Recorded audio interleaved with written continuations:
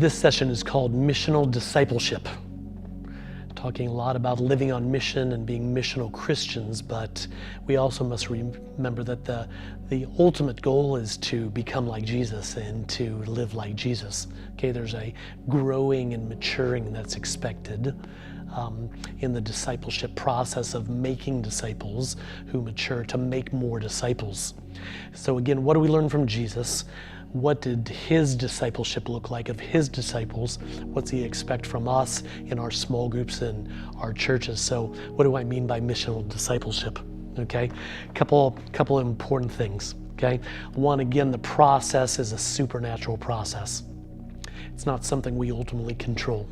There's some things we need to do to be faithful and obedient, and we need to practice, but it's a supernatural process that needs the Spirit involved in changing people's hearts and convicting and reminding and encouraging and teaching and doing all the things that the Bible tells us that the Spirit does, okay? So prayer and the supernatural is a big part of this missional discipleship. What else? I've already talked about this idea of identity. Rooting people in their identity is a big part of it, of helping people mature in living their day and their daily lives more and more, increasingly, out of their identity, not from some false place, okay? So prayer is important, identity is important.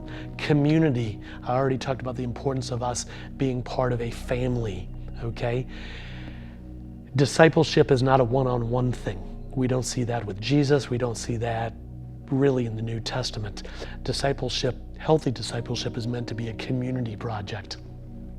It's a community of people shaping each other, influencing each other to become more and more like Jesus, to live more and more according to his priorities, okay? So we need to be part of a community that's living like family, that is influencing each other, teaching each other, encouraging each other, challenging each other, modeling for each other.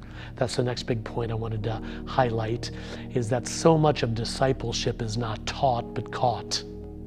It's not information, but it's experience.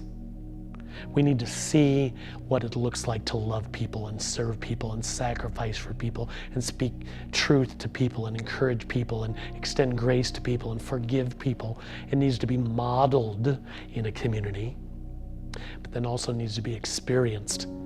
So we need to do a bit of teaching about it, okay? Show people how it's rooted in Scripture and in the Gospels, but it's got to be modeled for them, and then they've got to taste it. They've got to experience what it looks like to do the things Jesus did, okay? Again, to love and to serve and to sacrifice and extend grace and forgive and all those things. So you can see, if we're going to make disciples in this way, it's going to take time. If you're part of a small group that only meets 2 hours a week, I just need to say, it's not enough. You're not going to make disciples, mature disciples, multiplying disciples 2 hours a week. It's not possible. It's going to require more time, experiencing more life together in a variety of contexts where life can be modeled, life with Jesus can be modeled and experienced. So it's just going to require more time. And then I called this missional discipleship because it has to happen in the context of mission, of course.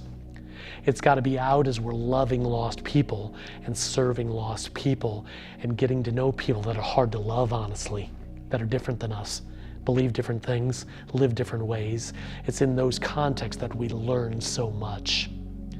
We learn to love by loving hard to love people. So missional discipleship happens in the context of mission. Again, Jesus, 80% of his time was in the context of mission. He was with his disciples, with lost people, 80% of the time. So we need to be with our disciples and with our small groups much more than we currently are, okay? So with your small group, discuss it, pray about it, make a plan.